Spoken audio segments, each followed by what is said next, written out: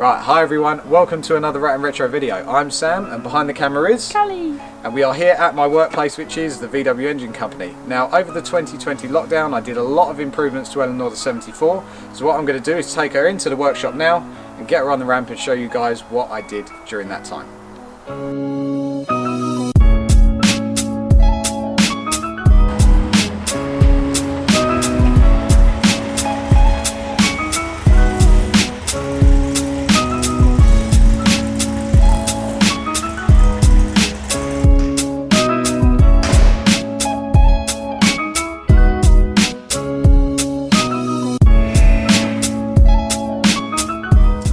Okay, so earlier in the year I ordered some parts from Weddell in the United States and got Pete at Cogbox to build me an IRS Beetle box for Eleanor. She then went into James at VW Performance and Service in Welling, who done the IRS conversion in March, and I'll cut some footage now so you can see what happened there. The basic reason for that was because during drifting I was very concerned at the fact that the straight axles and the fulcrums were going to get very heavily damaged under drifting sort of loads. You can never keep Beetles 100% straight and true and level, and if that was the case she wouldn't be a road car, and I wanted her to be a road car. So really and truly, even though it was a little bit expensive to go down the IRS route, it has transformed how she behaves on the road. So that is very worth the investment, I would say. One of the main things that helps the suspension is now going to A-arms and having constant velocity joints, so that means I'm not concerned with anything binding up, everything moves freely, and that really gives me peace of mind for drifting. Not to mention the CV joints are very heavy duty, I believe they're chromoly, I can't remember, I ordered these things about 8 months ago. The axles are definitely chromoly from MP, so are the stub axles. The disc kit, which I've had on the car for a while anyway, is an MP1 as well. The box is a late model CV box, but luckily my work being the godsend that they are, donated a box to me, so thank you to the VW Engine Company for helping me out there. So James did the conversion, all the welding, geometry, and set the car up ready to run true. A lot of cutting and welding, which was a little bit scary to watch on my part, but James knows what he's doing, so I trusted him 100%. So another thing that James did when we had her in was to weld in the CSP thrust bar or torque bar kit.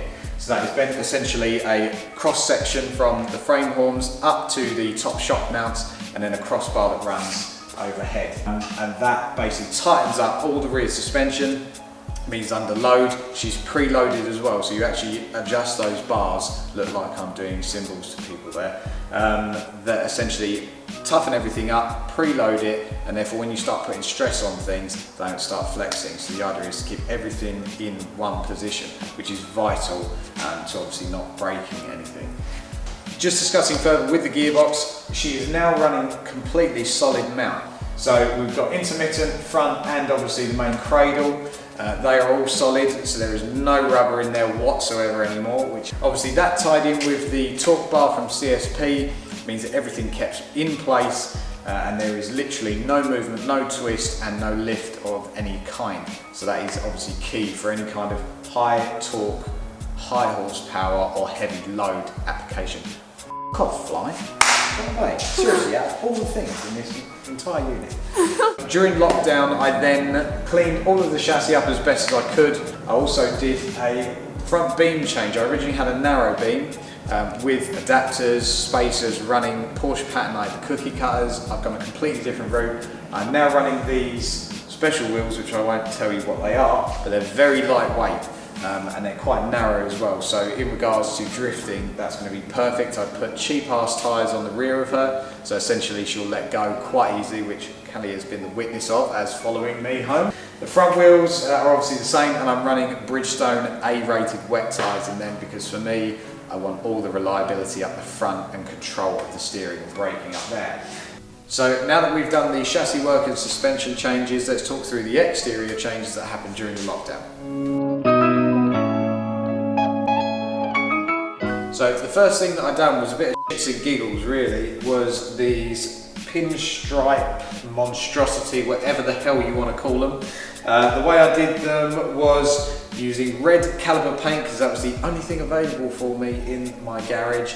They seem to have got good sort of feedback so far. People kind of like it. If people hate it, I don't really care, which is always fun.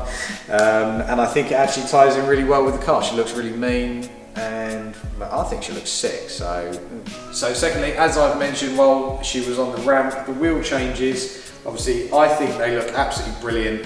They've really sort of adapted to the drift aspect of the car and the direction in which she's going, which is hopefully sideways. As I said, the front is very, very light, they're very, very narrow, so I'm going to have to get as best traction as I can for both control and braking and all those sort of things.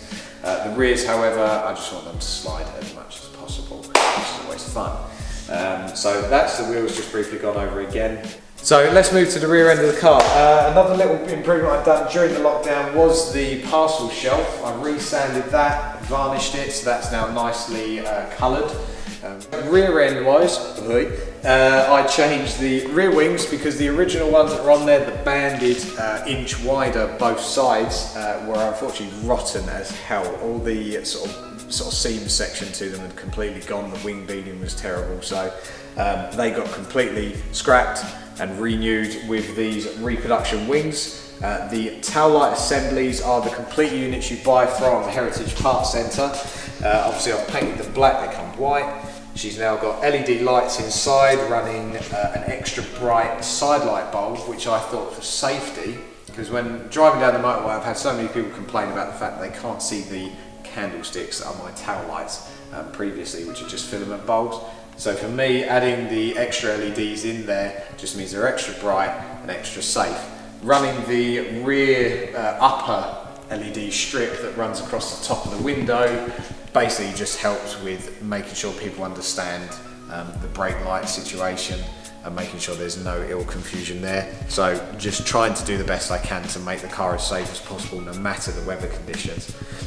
So all in all, I made as best use of the lockdown as I could. Obviously I'm very fortunate to be able to do that, and I think that the improvements that Eleanor has gone through have really pushed her forward in the things I want to achieve with her this year, as my 2020 vision and previous posts have said. Obviously there's lots more to come. I've got fuel injection, so then the new engine will go in, and there's lots and lots of developments still to happen this year.